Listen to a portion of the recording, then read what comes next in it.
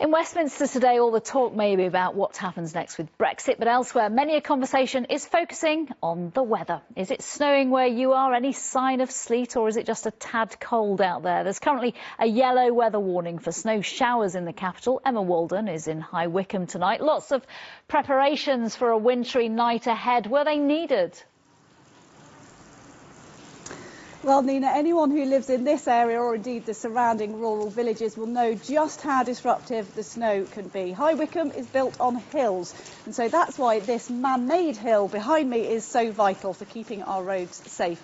This is one of scores of highways depots across the country that are stockpiling a total of 1.4 million tonnes of salt to keep gritting our highways.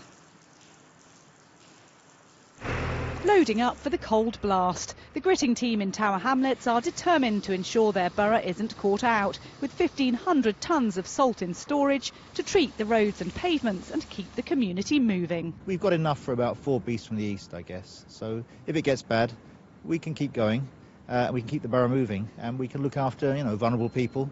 Obviously, if we get 2 months of intense blizzards, then we're going to all be in trouble, but we've got enough based on the best predictions. Go and get them this side. Liam Boulderstone is part of the crew charged with keeping 140 of Tower Hamlets roads passable. Right, Emma, we've loaded up the vehicle with a couple of tonnes of salt, and now we're good to go. I've done all my vehicle checks. Good to go to quit the roads of Tower Hamlets to make it safe. Having been in his cab during last winter, he's not daunted by the task ahead. Unbelievably busy, 24 hours a day at one point. Myself and the gritting crew, we were out constantly over the beast from the east, and we used a lot of salt.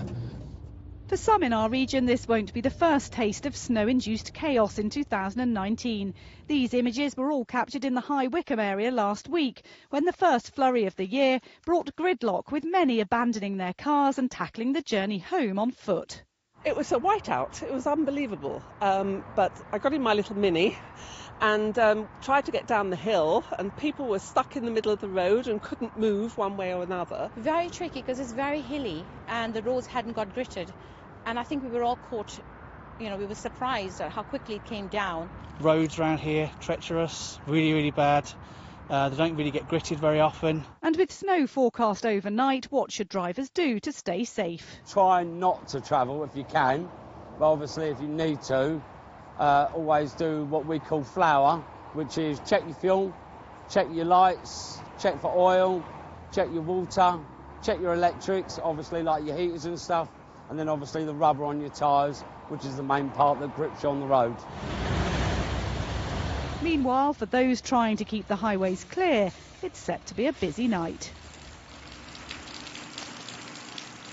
Well, that busy night is due to start at around 7 o'clock, so in a short while for these fully loaded gritters behind me here waiting to go out and coat Buckinghamshire's roads. And I guess you'd hope they'd make pretty fast work of it with names like Snow Farah and Usain Salt grown. Anyway, the forecast for tonight is that the snow will begin at around 10 o'clock tonight, and it could continue for a couple of hours, so it could be a very white wintry wake-up for some people tomorrow morning. And I suppose if it is, the advice to follow would be that of the AA's Stuart Oliver that you saw there in my report, who suggested only travelling if you absolutely have to.